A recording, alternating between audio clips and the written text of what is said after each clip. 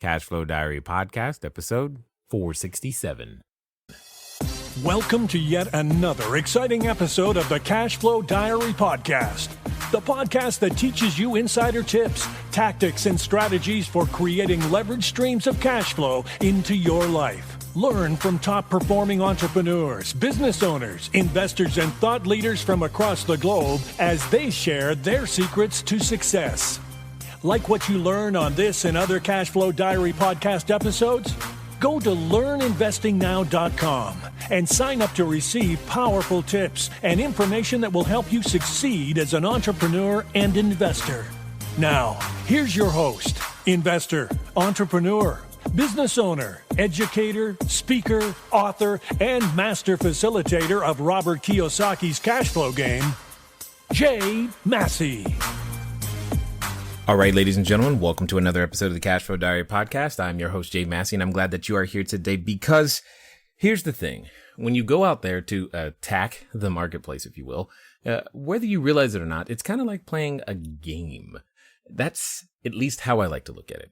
In fact, one of those most popular games that's been around for quite some time is a game by the name of chess. Now, I'm not going to be talking to you about chess directly today, but chess is a strategy game, and so is building cash flow and especially real estate investing. In fact, the three basic parts of a game is your open, your mid, and end game. Open game, how do you start? Mid game, how do you continue and develop your positioning so that you can actually win? And then the end game, what do you consider to be that end game strategy that's going to, take it across the finish line? And I have with me today an individual who has developed a great strategy, and he's going to be sharing that with us because it can be your very best way to open this game and most importantly allow you making it to the mid game so you can get to the end game. Because let me ask you a question. If you could get a house for free, and that's in quotations, but if you got a house for free, would that help you build your cash flow? Well, today I have with me none other than Austin Miller. He's written a book called Free Houses, How to Build Your Real Estate Investment Portfolio with No Money. And here's the thing. He's going to share the strategy with you and I. So what does that mean today? That means we need to pay attention not only to him, but how he did it, but also this is one of those times where you're going to take out that notebook, you're going to take out that pen, that iPad, that notepad, whatever you use to write with, or maybe you're just going to bookmark it inside your phone. I don't really care. Except one thing. I care that you implement. So we're going to dig deep. We're going to figure this out because what it comes down to is that you and I both want to know more strategies as we go out there to build our cash flow. So help me welcome Austin Miller. Austin, how you doing? I'm great, Jay. How are you, man? So far, so good. So I'm assuming you would not consider yourself a chess master yet? No, I haven't played chess in many a year. Totally understood. Good thing we're not going to talk about that. Now, with this being your first time here, I have to ask you the same question I tend to ask everybody else the first time that they're here. Are you ready? Yes, sir. All right. I tend to look at today's entrepreneurs a lot like yesterday's superheroes, Batman, Robin, Wonder Woman, etc. Because I think superheroes and entrepreneurs have a ton of things in common. Chief among them, as an entrepreneur, I can occasionally envision myself, running around town, saving my customers with our products or services. And who knows, maybe even wearing a cape from time to time. But also, like a superhero, an entrepreneur has a beginning. So if you think about it, like Spider-Man, there was a time where he was just a kid going to school, doing his thing. Nothing really special about that, taking some photos, trying to earn some pizza money. And then one day something special happens to him and he realizes I've got this special ability. Now I get to choose whether to use it for good or for evil. And well, with great power comes great responsibility, as they say. So with that being the background, my question to you is as follows. Before your real estate portfolio, before your book, before the things that people know you for today, what we want to know is, who is Austin Miller? All right. Well, I'll do my best to describe that short and sweet. Or long and slow is fine. It doesn't really matter. We got some time. Awesome. Yeah, man. Well, Austin Miller, I think boiled down to it, wears many hats right now. That's husband, that's Christian, that's business owner, real estate investor. But kind of you strip all that down and you get somebody who, at the end of the day, is willing to work hard for what they want to achieve. I think that a lot of people, I like the analogy of the real estate game, because we're playing games our entire life. And I remember playing the sports card trading game when I was just a kid. And there was a kid across the street who would just, if he had it, he'd sell it. And he had even opened up an entrepreneurial card shop game, little where people would come by after school and buy cards. And he was a horse trader, but I was always about collecting the cards. I wasn't the entrepreneur that's got every single innovation. I was the kid who found out which one I really wanted and could negotiate a deal down for it and would stockpile mine. So when the day came, man, I just liked having those, and I could trade them or not, but I was in a good position. And I think that's a lot of why I like to get into real estate investing and single family homes, because man, I just like working hard to build up that equity and build up those resources and those assets and those cash flowing items. So I really I like the analogy of the game, because at the end of the day, everything you do in life is any business pursuit is a game. So and I think that I love the analogy of the superheroes, because I always tend to identify with the underdog superhero, the less flashy, like the Ninja Turtles or something. Okay. Come on, Raphael. Yeah, I hear you. They weren't that flashy. They knew their superpower was karate, right? It wasn't like they could. Well, it's a talking turtle. I think that's a whole different. Let's start with that.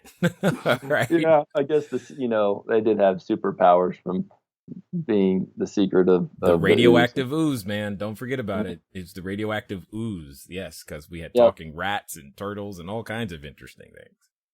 Yep. But they were out of the spotlight, living in the sewers, and using karate to defeat their enemies. And so, just kind of a cool analogy of the superhero. But we Austin Miller.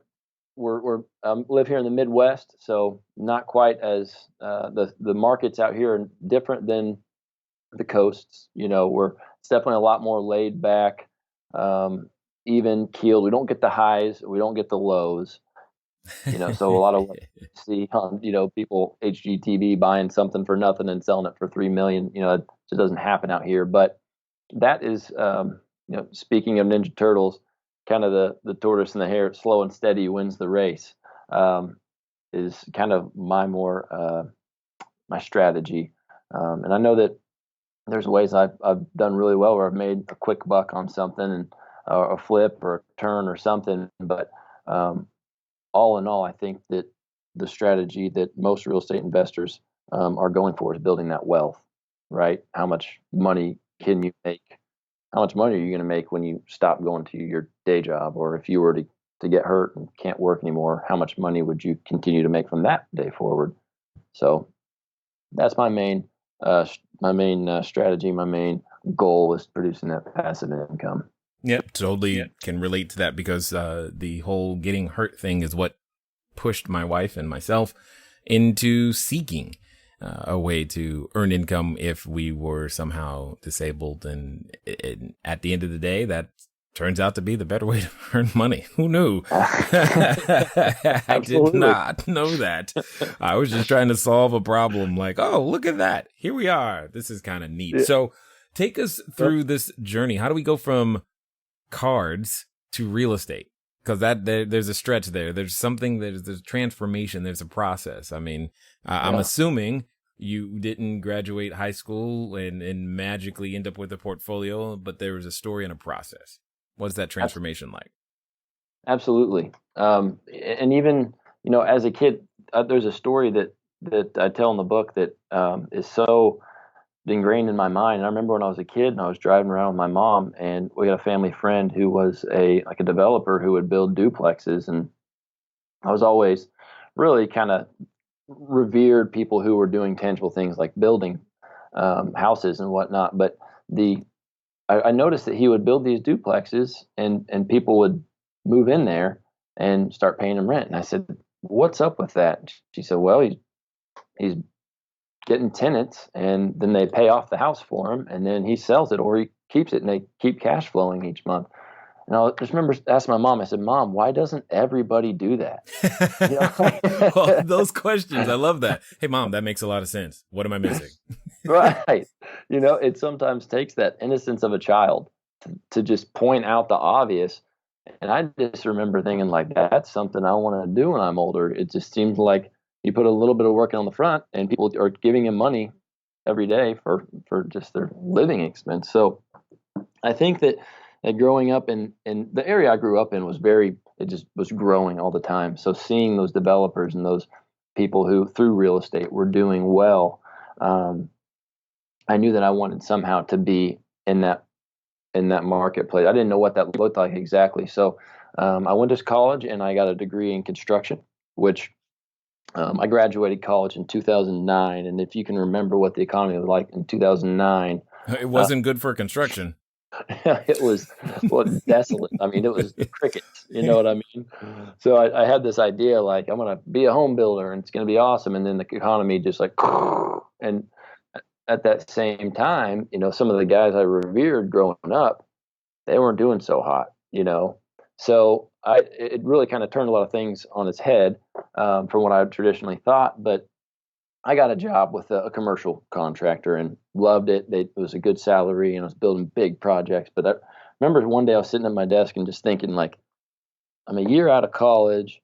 I can do anything. Like, this real world thing isn't really all it's cracked up to be. It's, I'm sitting here building someone else's dream, and I was seeing other people starting small businesses and things, and they weren't any better than me. They didn't work any harder than me, just they did it and I didn't, right?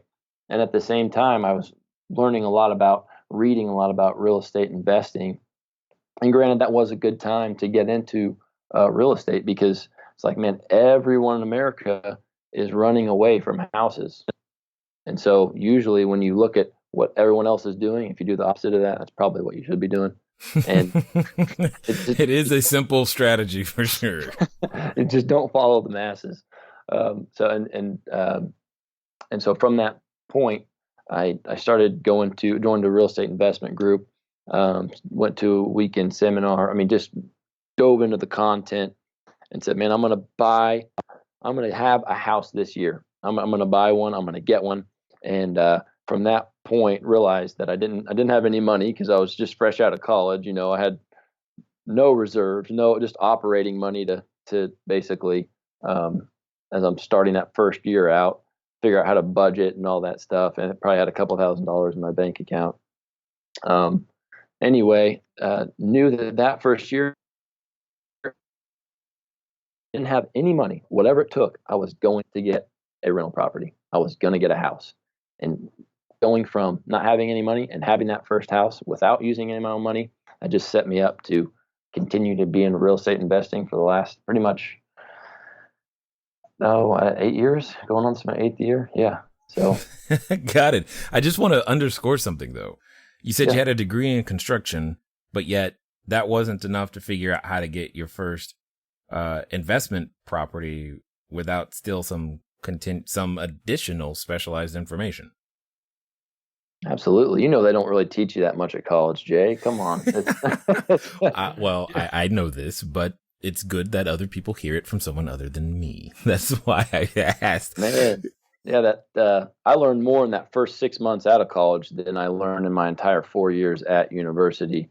And I think Kiyosaki's wife, Kim, said it best. I thought that when I graduated college, my education ended, but the day I graduated, my education actually started.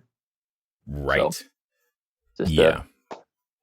Again. No, 100%. I totally hear you, because what it comes down to is understanding that at the end of the day, there's a difference between schooling and education. And there's a lot of schooling out there, but I would be hard pressed to say that we actually know a lot of things, but that's a whole nother story. Now, you've mentioned something that I think was also important in this whole weekend seminar thing, because your book is called free houses. And when you go to these weekend seminars, often they're trying to say that this is what you can do. You can actually get a house using none of your own money or no credit or none of this and none of that. So dude, tell us how this sounds like a great open strategy for a lot of people who are looking to play the game because they could find themselves in a similar situation as to yourself. So what's it all about? Well, and there's no secret in real estate. There's the education. There's a ton of education out there. I mean, it's everywhere, and some of it is really good, and some of it's okay, and some of it gets a bad rap. But I think that in today's age, when I got started in 2010, there wasn't near the podcasts. There wasn't near the online resources. There wasn't near the education. There is so much information out there right now between books, podcasts, YouTube videos, local real estate investment groups, that there is a million ways to learn about real estate. So you don't have to spend a ton of money and go to a big, huge real estate conference. There's plenty other ways to supplement that. And when I got started out, the best thing I did was join my local RIA group, to talk to other investors, like-minded people. What are you doing? Who are you using for this? What resources do you have? But along the way, I have gone because I do believe in investing in education to weekend seminars along the way. But I think the first one I went to, like I said, I didn't have any money. I think it was like $500. And just being around other people who wanted to do the same thing I did was, and talking to them was so valuable. But that being said, transitioning into the book, people say free houses, and they kind of look at me funny, like, what's a free house? Right. And so I always just kind of make the analogy in that, nothing in our life is truly free. And you always hear like high school coaches, no such thing as a free lunch. I remember my coach. That's a common phrase, because in order to get a free lunch, you really have to spend, most importantly, an hour of your time, which time is our most precious commodity. It's not something that we could ever replicate or get more of. So if I say I want to give you a free sandwich, some people would say that sounds like a free lunch, but others would say I'm not exchanging an hour of my time for just for a sandwich, right? So when I tell people I'm a real estate investor, they're always the first thing they say is, "Man, I'd love to flip houses. I just don't have the money." I mean, it's like 99 out of 100 people say that. But I respond to them, "Man, real estate investing, it isn't free, but if you're willing to spend time and effort, you don't have to spend any money." So in today's world, if we tend to label things as free, if you don't have to exchange any of your own money, then I have gotten to a point where I've acquired an entire portfolio of free houses.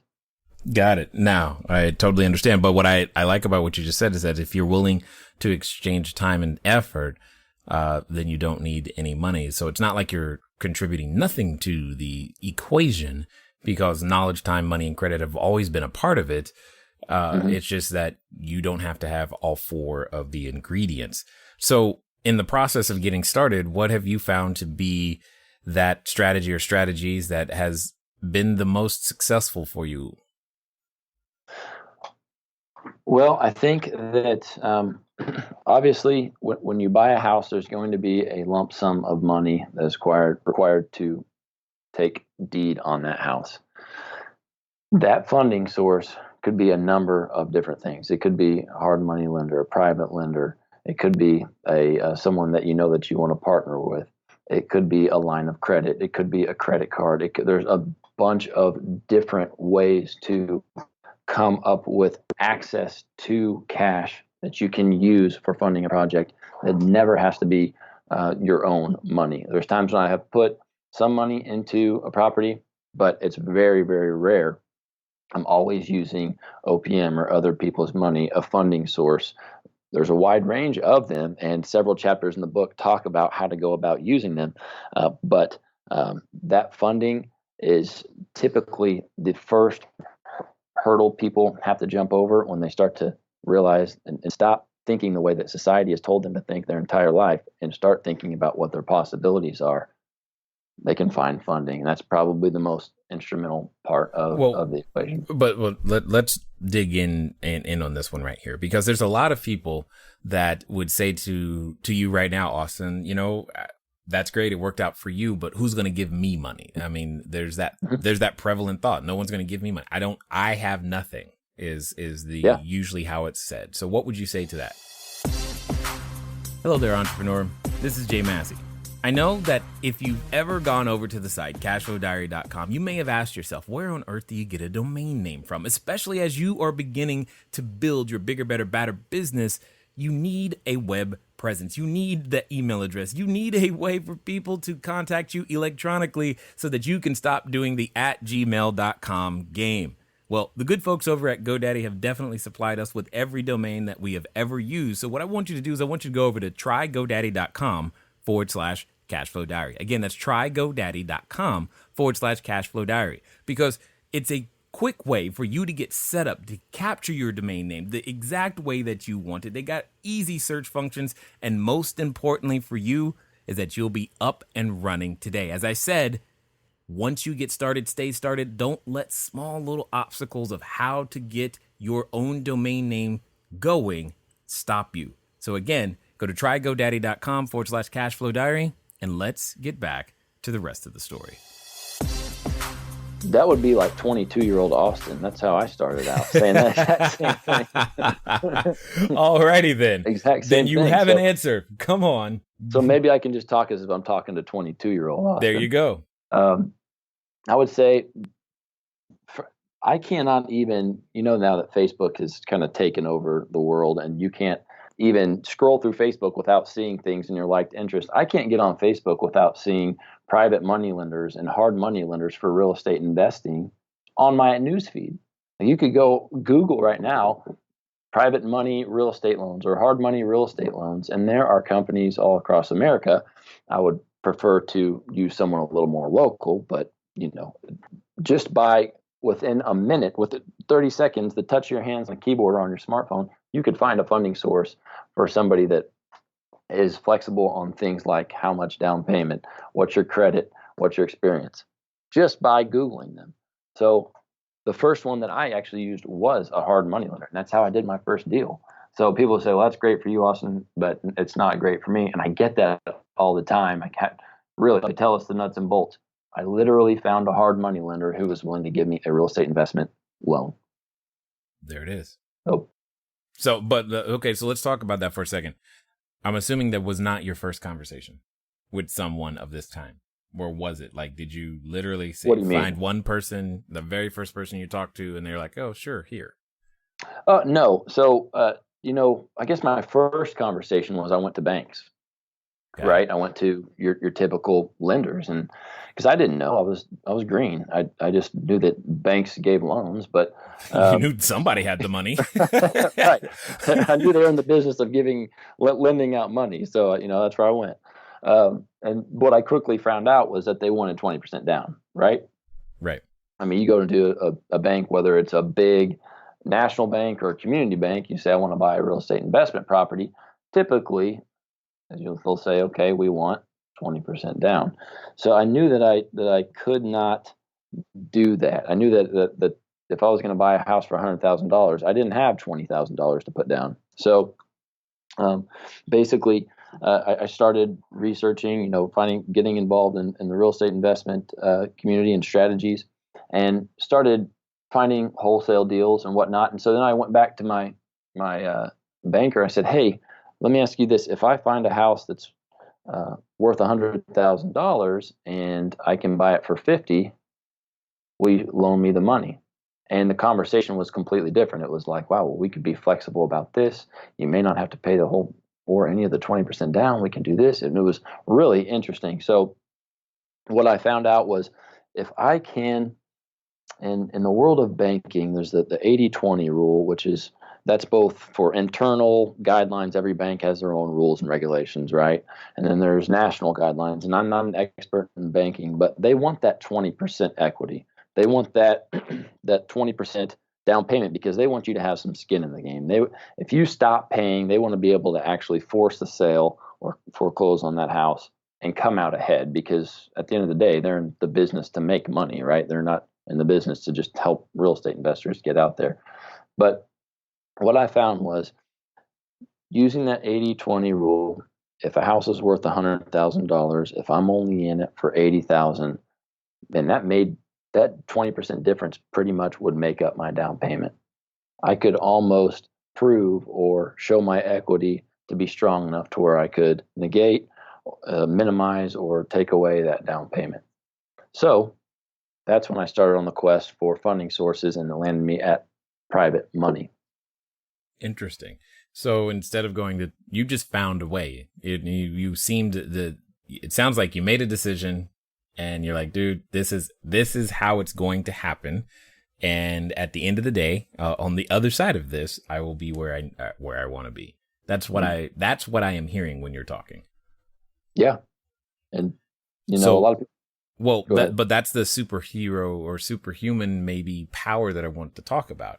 Not everybody has the ability to create a decision and actually follow it through. So where do you think that came from for you? For me, I think that, and I've thought about this a lot. There are some people who have drive to do something like that, and there are a lot of people who don't. And even going to real estate investor groups or seminars, you see people, you follow up with them and like, hey, how are you doing? How many deals have you done? I'm like, oh, I did 2. I bought a house for the first one. And you congratulate the other person. Well, I haven't done anything. I've looked at some homes. I've done this. And what's the difference between those two people? And like I said, I've thought about it a lot. Some people have that drive to come up with a way to be their superhero, as you would say it, to find a way, and others just don't have that drive. And I think that the biggest problem in today's society is that there's too many distractions. And distractions? Distractions. Okay. I heard a quote, and I can't even remember who said it, but it said, "The world is made for disciplined men." And when you look at nowadays, there's so many different avenues and so many different ways to make money. And even in our real estate investor group here, we have people that every single month we'll have new people that never come again. And we'll have people come for 6 months and never come again. If you aren't disciplined, if you allow yourself to get distracted, because it could be kids that every time you come home at night, they're yelling in the other room, or there could be a softball league that's calling your name. It could be the iPhone sitting in your hand. It could be playing in a band. I remember whenever I was working 50 hours a week, I made the decision to get into this. And I said, every night I'm going to go home and I'm going to work at least 2 hours. So I went to Target, bought a little desk, file cabinet, and I set this little office in the corner of the room in this house I was renting. Every night from 6 to 8, 5 to 7, whatever it was, I was calling houses, trying to figure out how to make an offer, just doing market research, reading books. And most people won't do that because they find every excuse in the world to victimize themselves and say, I worked all day. I don't have time for this. I need a break. I need to play, hang out with my buddies and play intramural softball. I need to do this. I need to sit down and watch TV. But if you can remove those distractions and you can remove the thought of not following through, and you can stay disciplined, anybody can do it. No argument. So with that being said, what have you found to be the strategy that you are beginning to prefer? What I mean by this is, I know for myself, where I started isn't necessarily where I stayed, and I refined things over time, because when you're playing, a game or a strategy game, or any game for that matter, the first time you play, you start to become a more experienced player, and you start to play differently, because you start to see that there's other possibilities and probabilities that you can take advantage of if you go out there to make these things happen. So I guess my thought process is, how have you found yourself evolving over the years now that you've been playing for a while? I love that question because we have developed a system for single family homes, and particularly over the last 4 years, it's pretty much been one single family home after the other. We buy them cheap, we fix them up, we put a renter in there, we refinance them, we do it all over again. And single family homes it is solid, right? It's one of the most solid vehicles for wealth in the past and in history of our country and of the world, really. But we're at a point now where we've systemized it, and we're at a crossroads. Like you said, there's so many options out there. I think that, again, distractions, right? Mm-hmm. You could chase as many rabbits as you want. I think Mark Cuban said, know the difference between taking advantage of a bull market and providing a quality product, right? So which things are going on out there that you can make some money on, and which things are your bread and butter? So and if you go chase too many of those, then you're going to find yourself in trouble.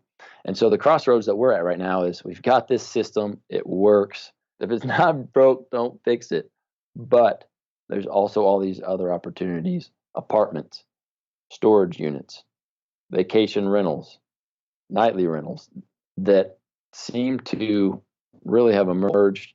Some of them recently, and some of them are just as old as single family homes. But as of right now, single family homes is what we continue to do and are going to continue to do as we explore other options, and hopefully just maybe either start a second line of investing or transition to stop doing single family homes. But in the meantime, we're still going to keep doing single family. Well, as you may or may not be aware, I myself have seen the same transition, and we've begun to participate in the whole world of short-term rentals because, well, It's awesome. And at the end of the day, I want to say you're still, in effect, if you like single-family homes, I'm not saying don't do single-family homes. I'm just saying change the customer that's coming to the single-family house. And what ends up happening is an amazing set of numbers that allows that wealth and income creation to just be accelerated. You can still buy it the same way you're used to and be as creative as you have been, but now you have even more income on the other side. So with that being said, I guess the question that I think many people would be asking themselves at this point is, why take the time to write a book? Well, I love to teach. Honestly, Scripture says those who walk with the wise become wise, and I walked with a lot of wise men along my journey. I was fortunate, both from people that, they didn't hand it to me on a silver platter, but that I would call up and say, let me take you to lunch, or, hey, would you want to partner on a deal? I've got a great deal. Just having the initiative to pursue them and ask them for knowledge. And throughout all that, I love to teach. One of my mentors early on said, if you want to learn, teach.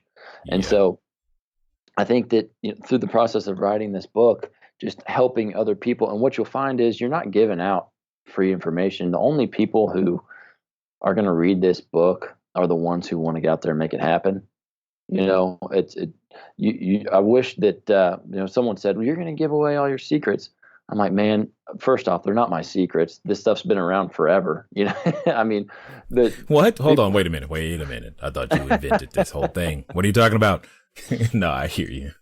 Yeah, exactly. So it's that someone said you're going to give away your secrets, but I'm only giving them away to the other people who are like me, who are going to take initiative. Some people will see this and they'll be like, no, that's too good to be true. I'm not buying that. Other people will be like, oh, I want to get it. They'll buy it. They'll never even pick up the book. Other people will pick up the book, read it, and they'll have the strategies, but they'll never do anything with them, right? And then the last time that one's the most frustrating, but keep going. Yes. Yeah, it's very frustrating. And from my side especially, but the last person who is the one who buys it, reads it, and actually follows through with it, I think that there's so much room for growth in this market. And I just, if I could be a part of helping someone else on that journey, I feel like that's a calling of mine. And I just wanted to write it so I could be a resource to other people as some have been to me along the way.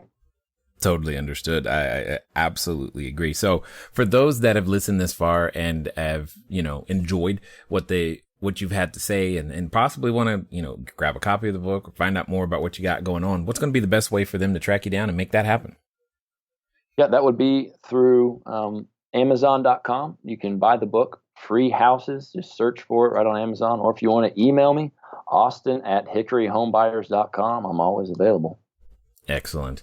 Now, as we wind down, I've got a final question for you because I want to hear your answer. So let's pretend that someone listening, that they've gotten to this point of decision. They're like, you know what? Austin did it. It can obviously be done. So I'm going to do it too. And they reach that point of decision. In fact, often when we reach these points of decision as a human being, we're often confronted with a companion, and that companion comes in the form of a voice. And that voice often says things like, are you seriously thinking you are going to get a free house? No one's going to give you money. I mean, there's no way this is going to work for you. And for some people, they're even related to that voice. So my question to you is as follows. Let's pretend that they're actually going to follow through this time. They're actually going to get it done, Austin. They're that last person you talked about who's going to make it happen.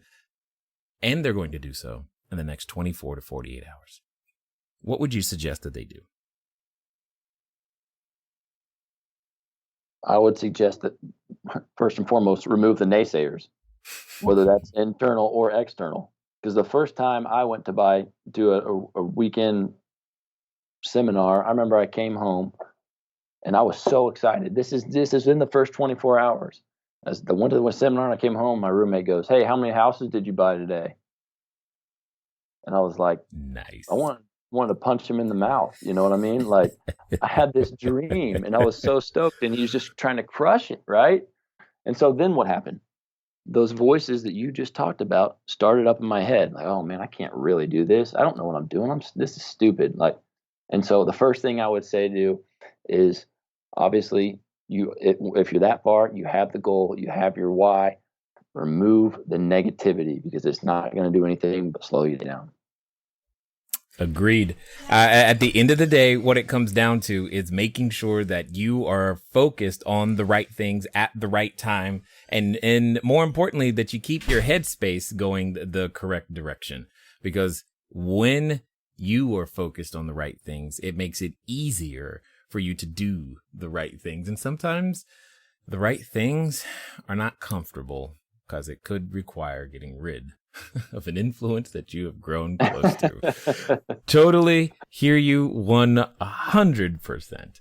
I do want to say I definitely appreciate you taking the time to be here, and appreciate you sharing the information that you shared, taking the time to write the book. All of these things take additional effort and energy that you don't have to contribute, but you did. And I appreciate you sharing your knowledge, your wisdom, as well as your insight here with us today at the Cashflow Diary. Absolutely, man. It's been a privilege and a lot of fun. All right, ladies and gentlemen, you know what time it is. It's time for you to move at the speed of instruction. What does that mean? That means get over there, because you want a free house. I want a free house. And you know what? If we're like Oprah, you get a free house, and everybody gets a free house. So what does that mean? That means go buy the book, read the book, open the book, do what the book says, because at the end of the day, you know that this information isn't revolutionary. It's not new. He didn't invent something new that you and I can't do. And it's been done before, which means you have the physical ability to do it too. Ladies and gentlemen, the only time you've got is now o'clock. It's been fun talking to you today. I look forward to talking to you soon. Until next time.